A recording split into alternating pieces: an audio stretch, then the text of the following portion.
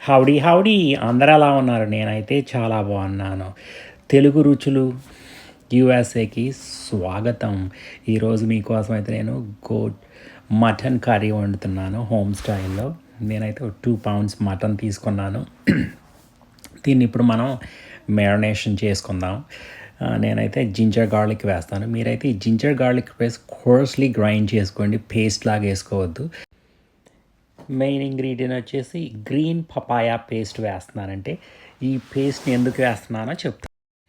ఈ బొప్పాయి పేస్ట్ని ఎందుకు వాడుకుంటున్నామో చెప్తాను. ఈ పండని బొప్పాయి నుండి పొందిన ప్రోటియోలైటిక్ ఎంజైమ్ మాంసాన్ని మృదువుగా మెత్తగా ఉంచిద్ది. ఈ బొప్పాకాయ తోలును కూడా తీసుకోండి. తోలులో కూడా పెపెయిన్ అనే ఎంజైమ్ ఉంటుంది. అది కూడా ఈ మీటుని మెత్తగా మృదువుగా మనం ఒక్కొక్కసారి ఈ గోటును వండుకున్నప్పుడు ఇది రబ్బర్ లాగా సాగుతుంది అనుకుంటాం. అదే ఇది కలిపామనుకోండి మృదువుగా మెత్తగా ఉంటుంది. కొంచెం ఎక్కువ వండినా కూడా always meat makes tenderise.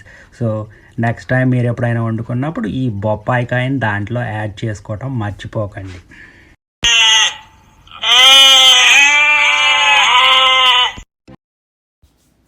2 tablespoons ధనియాల పొడి వేసుకుందాం. అలాగే 2 tablespoons salt as for your taste. అలాగే 2 tablespoons చిల్లీ పౌడర్ మీ టేస్ట్ తగినంతగా వేసుకోవచ్చు. అలాగే 2 tablespoons గరం మసాలా వేసుకుందాం. అలాగే కొంచెం కస్తూరి మేతి వేసుకుందాం. అండ్ ఫ్రైడ్ ఆనియన్స్ మనం ఫ్రెష్గాను చేసుకోవచ్చు. మాకైతే ప్రీమేడ్ వస్తాయి, సో మేము ప్రీమేడ్ వేసుకున్నాం. కానీ మీరు ఫ్రెష్గా కూడా అలాగే మనం ఒక 3 స్పూన్లు యోగట్ వేసుకుందాం. బాగా పులిసిన యోగట్ అయితే ఇంకా మంచిది. అలాగే లెమన్ జ్యూస్ తగినంత.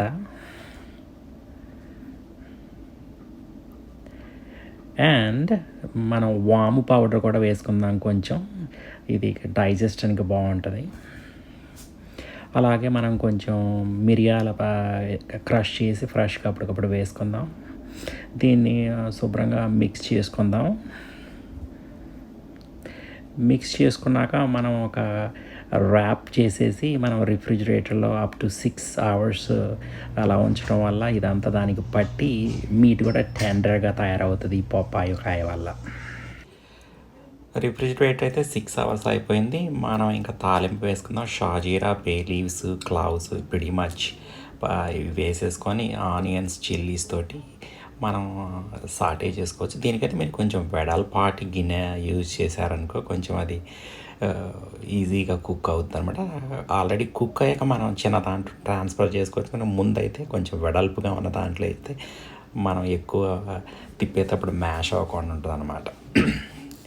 సో మనం కావాలంటే దీంట్లో కొంచెం రోజ్ పెటల్స్ కూడా వేసుకోవచ్చు, డ్రై రోజ్ పెటల్స్. అవి కూడా కొంచెం అదో రకమైన ఫ్లేవర్ ఇస్తుంది అనమాట.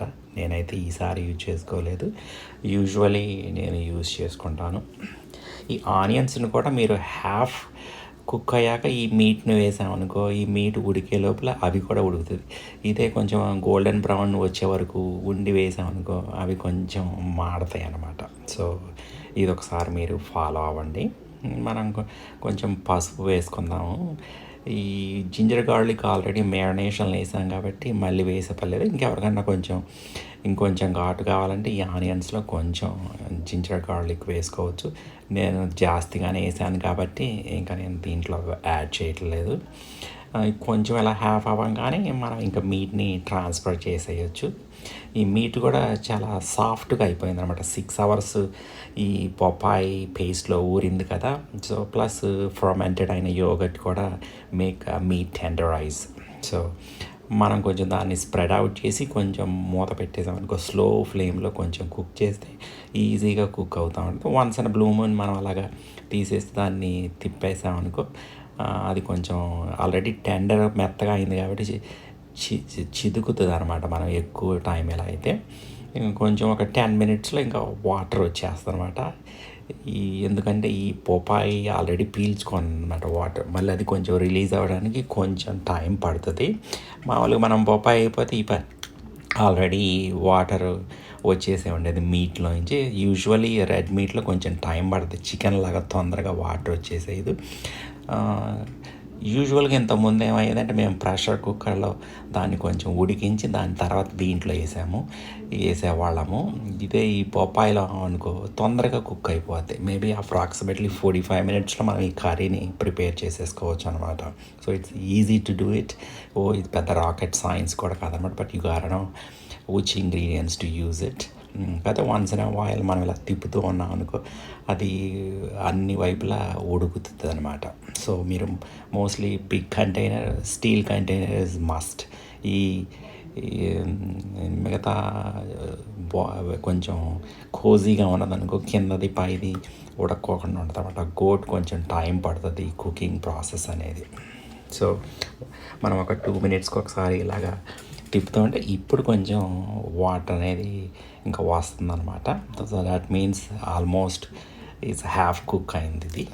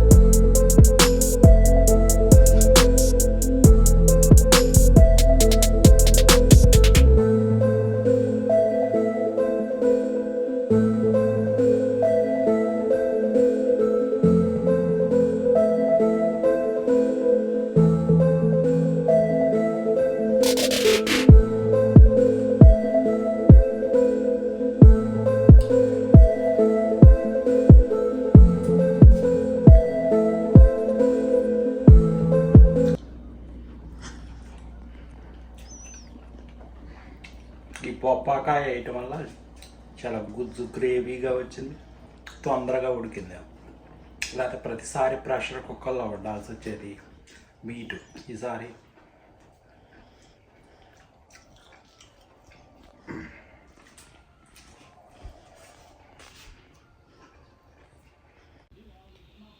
Eat healthy, live happy. Please share, subscribe to USA Telugu Ruchulu. Thank you, bye.